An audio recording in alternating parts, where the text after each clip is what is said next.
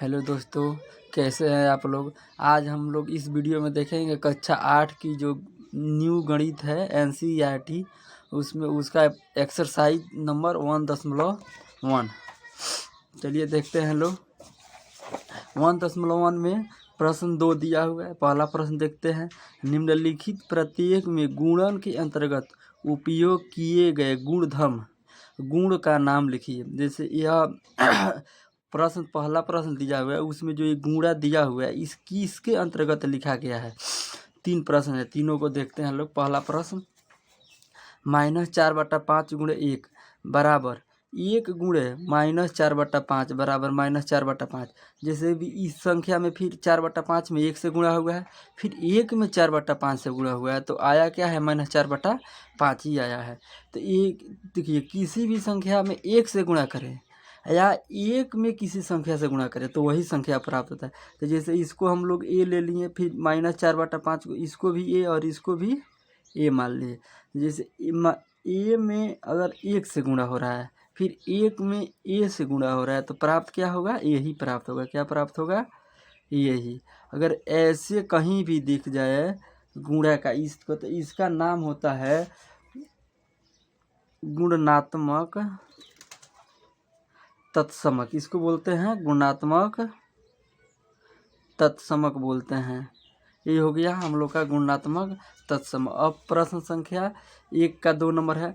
-13/17 है गुणे, इसमें कोष्ठ में -2/7 बराबर दिया हुआ है। -2/7 गुणे कोष्ठ -13/7। तो देखिए इसमें इस तरह इसका क्रम बदल दिया गया है। तो जैसे इसको पहले 13/7 है, तो फिर उसमें बाद में 13/7 कर दिया गया है 7। तो इसको हम लोग a मान लिए और इसको हम लोग b मान लिए। फिर इसको हम लोग -2/7 को देखिए, फिर इधर ये b हो गया, ये क्या हो गया, a। तो देखिए a × b बराबर b × a। इसका क्रम क्या हो गया है, बदल गया है, क्रम बदल गया है। तो इसको गुणा के इस नियम को बोलते हैं क्रम विनिमय नियम। क्रम विनिमयता का नियम इसको बोलते हैं, नियम। अगर कहीं आए तो इसका हल क्या हो जाएगा, यही हो जाएगा। अच्छा, अब यहाँ देख रहे हैं, ये देखिए -19/29 से गुणे 29/-19 है, 29 से 29 और -19 से -19 कट गया, कितना बच गया, 1। तो इसको बोलते हैं गुणात्मक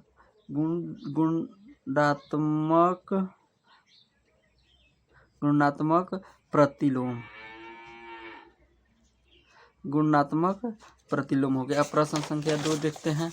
प्रश्न संख्या 2 कह रहा है, बताइए कौन से गुण की सहायता से आप 1/3 गुणे 6/4/3 को 1/3 गुणे 6 कोष्ठ 4/3 के रूप में अभिकलन करेंगे। यानी इसको किस नियम के अनुसार इसको लिखा गया है। तो -1/3 है, देखिए।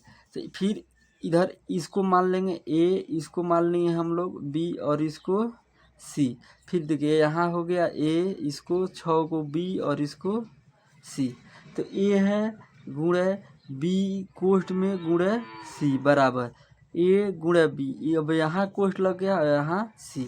तो पहले b और c में कोष्ठ लगा है, फिर बाद में a और b में कोष्ठ लगा है। तो ये अगर ऐसे कहीं भी दिखे तो इसको बोला जाता है